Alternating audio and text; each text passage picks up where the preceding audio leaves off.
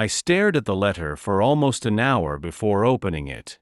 That may sound ridiculous to some people. But there are moments in life when your instincts warn you that once you know something, you cannot unknow it. And deep down, I already sensed that whatever Anna had written inside that letter was going to force me to confront a version of myself I had spent years trying to outgrow. This is the conclusion of the story titled, "At My Wife's Funeral, My Daughter Walked Away." The house was quiet. Painfully quiet. The caterers had gone home. The staff had retreated to their quarters. My sons had left after trying unsuccessfully to convince me to rest. So there I was. A 65-year-old widower sitting alone in a mansion that suddenly felt too large for one human being. I finally opened the envelope. Inside was a handwritten letter. 3 pages. It looked like it was torn from a book, or maybe a journal. It was dated 8 years ago. Looking away, I wondered what had happened 8 years ago. Then I remembered that she left home for university 8 years ago. I recognized Anna's handwriting immediately. As usual, it was sharp and neat. Controlled. Just like her. The letter began simply. Dad, if you are reading this, then Mom is gone. And for the first time in my life, I no longer have to protect anyone from the truth. My chest tightened immediately, but I kept reading. You spent years asking why I hated you. The truth is, I didn't hate you. I was afraid of you. Then I became disappointed in you. Then I was angry at myself for spending years, hoping you would finally become the father I needed. I swallowed hard and my hands had already begun trembling. Her letter continued. Michael and Daniel experienced you as just a strict father. But I experienced something more and different. I experienced what it felt like to grow up as a girl in a house where my father made me feel unsafe. Looking up from the letter, I repeated the word, unsafe. I remember whispering out loud, "What is she talking about?" But even as I said it, old memories began surfacing. Moments I had dismissed. Small memories. Moments that suddenly no longer felt small. Anna was 13 when it started. 13 was that awkward age. Middle school. Braces. Oversized hoodies. I guess she was trying to figure out who she was becoming. But at the time, I barely noticed. Not because I did not love her, but because I was absent even when I was physically present. That is another thing going to therapy later has taught me. Therapy taught me that physical presence is not the same as emotional presence. A man can sit in the same room as his child and still emotionally abandon them. I know that now. So, I kept reading the letter. She wrote, Do you remember the first time you commented on my body? My stomach dropped because suddenly, I did remember. It had been at one of my holiday events. It was a huge house party in the summer. There were families everywhere. My family, extended family, and my employees with their families. And because it was a hot summer, the pool was in use. So the grounds around the house and swimming pool was alive with people.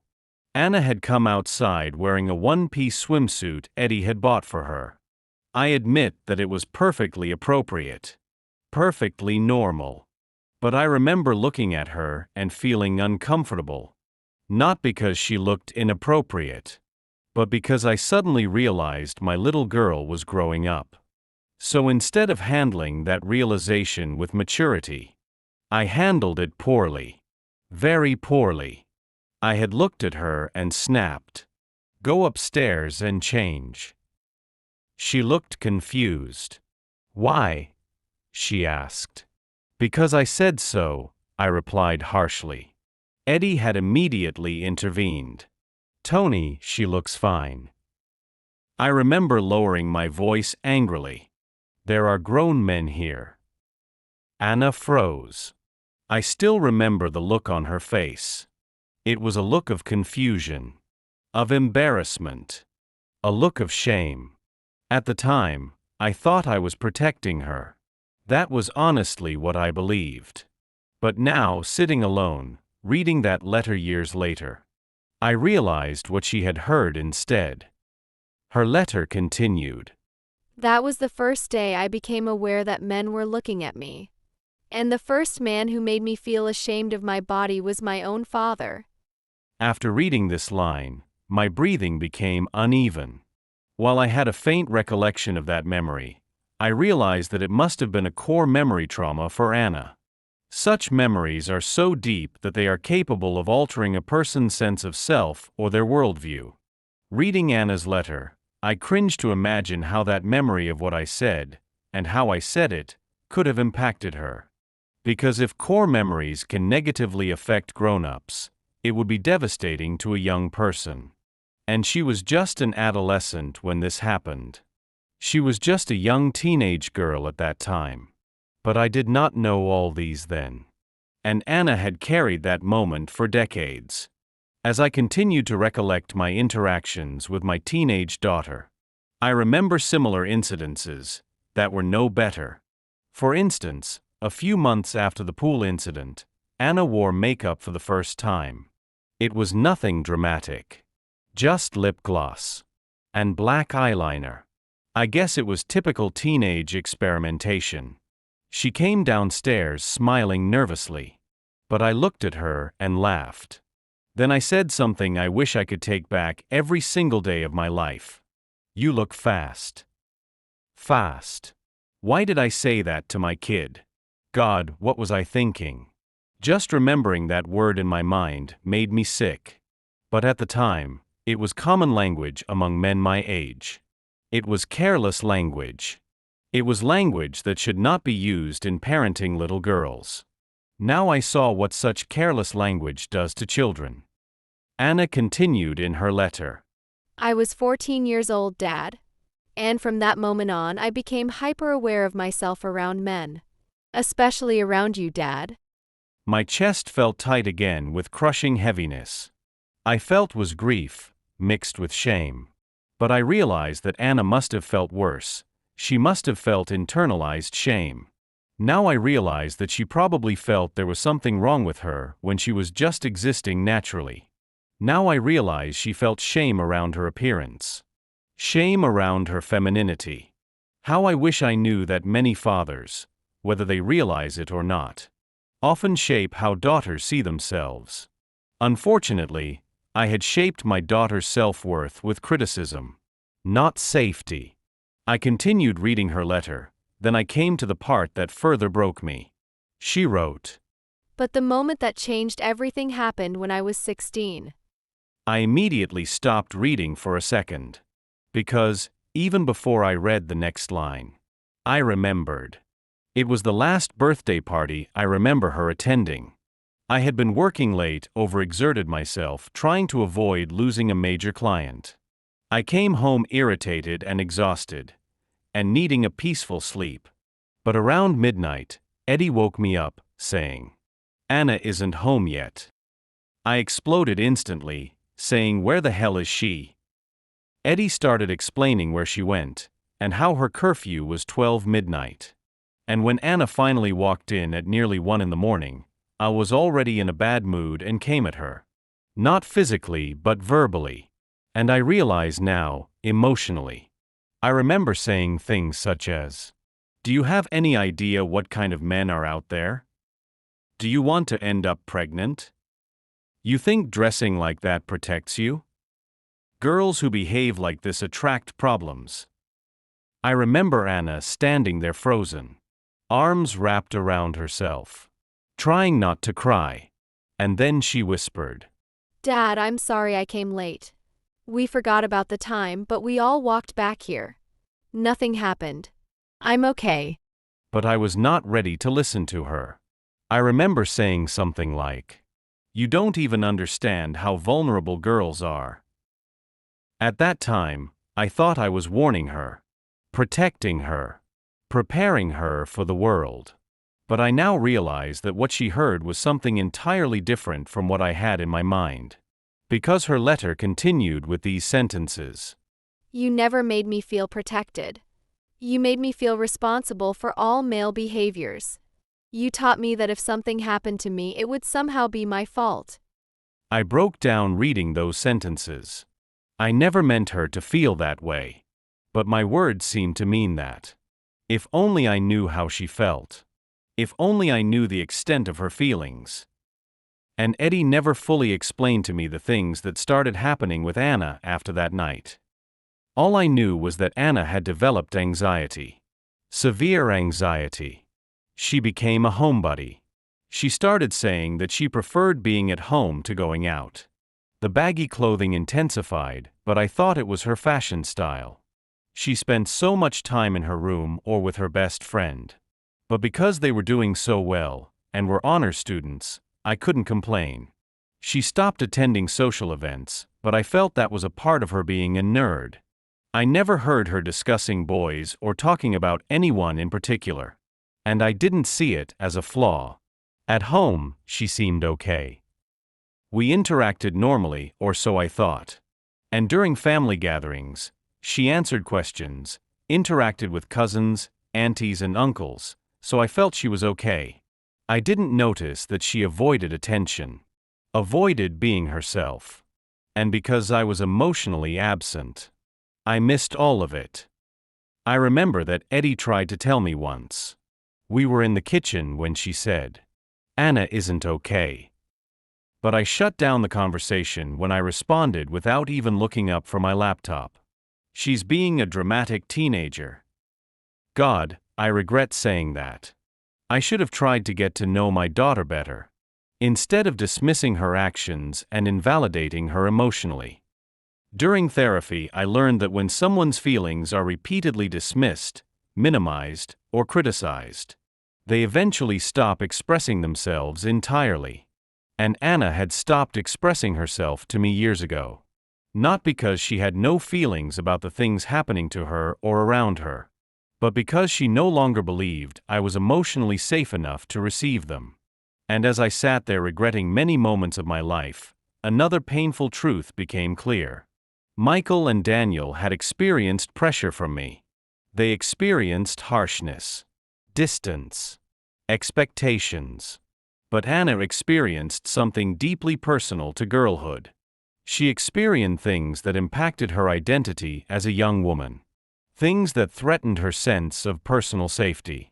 She experienced things that gave her an ever-present sense of shame. Her brothers could forgive me easily because they never carried fear inside their bodies the way she did. They were never taught to monitor how they sat, dressed, laughed, or existed around men. But she was. And the first man who taught her these things was me, her father. At the end of the letter, Anna explained her mother's actions. Mom spent years trying to protect both of us. She protected me from your temper and your words. And she protected me from self-destructive tendencies. But she protected you more from the full truth about the results of your words and actions.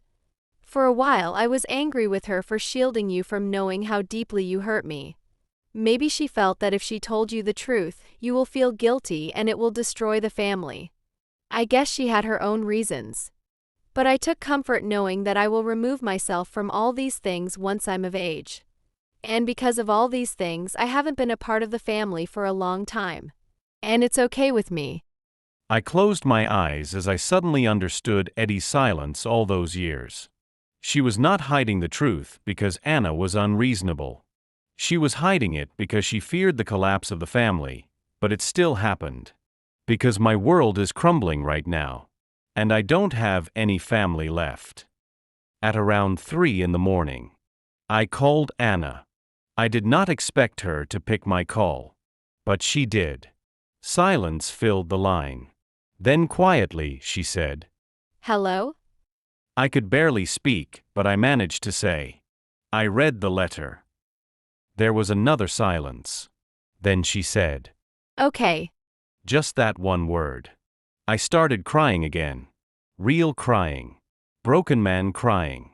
I didn't know, I whispered to her, And for the first time in years, Anna's voice with me softened slightly as she said, I'm okay. That hurt even more. Because it meant she had long made peace with my bad behavior towards her. Her sentence showed a high level of maturity. It showed her high emotional intelligence and my low level of emotional intelligence. It showed my inability to understand what my daughter needed from me as a father. I thought I was protecting you, I said weakly. No, you were protecting your fear, she replied. And her words were gentle, honest. Not angry at all. We spoke for almost 2 hours. For the first time in decades. I really discussed with my daughter. It was not an argument. We were not avoiding important issues. She spoke while I listened.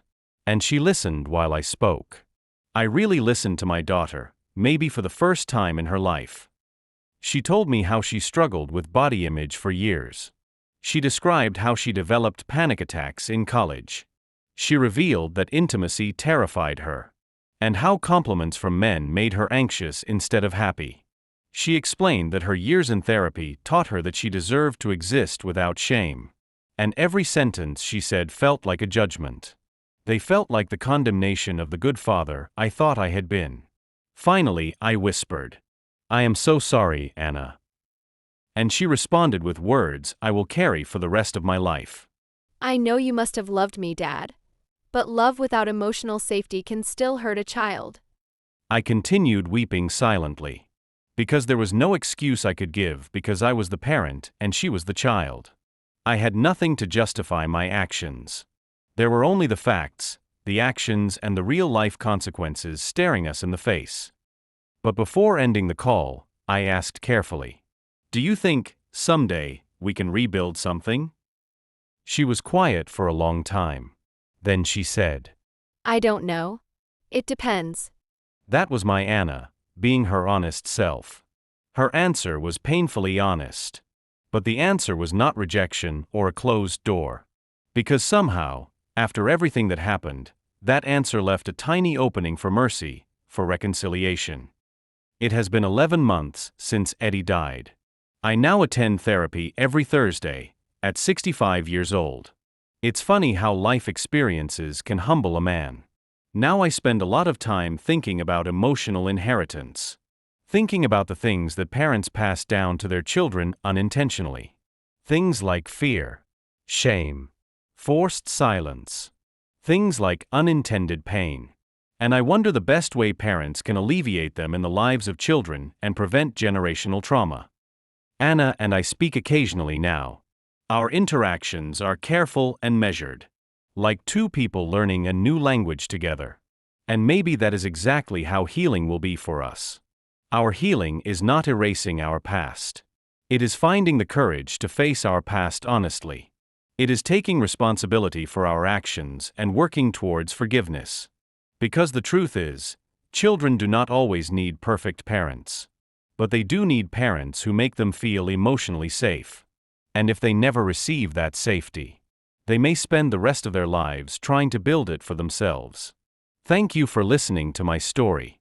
I am trying to make the best of my remaining days. And I will continue to make amends with my daughter. Even if it's the last thing I do.